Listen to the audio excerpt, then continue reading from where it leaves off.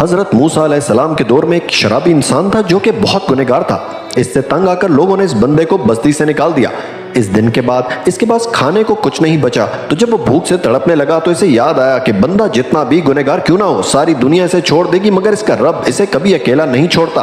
तो वो आसमान की तरफ देखता है और बोलता है, ऐ मेरे रब, मैं जानता हूं कि सारी दुनिया ने मुझे छोड़ दिया मगर तू मेरे साथ है। मैंने सुना है कि तू अपने बंदों से मोहब्बत करता है और अपने बंदे को माफ भी कर देता है।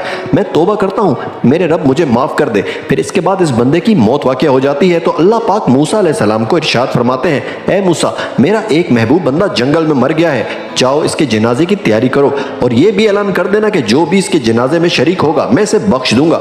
जब लोगों ने मुर्दा देखा तो कहने लगे, अल्लाह के नबी, ये बहुत गुनहगार इंसान है। तो हजरत मूसा अलैहिस्सलाम ने अल्लाह से अर्ज किया कि ए अल्लाह, ये क्या माजरा है? तो अल्लाह ने फरमाया कि हाँ, ये बहुत गुनाह करता था मगर मरने से पहले इसने सच्चे दिल से तौबा कर ली और ये अपने रब की तरफ लौट आया।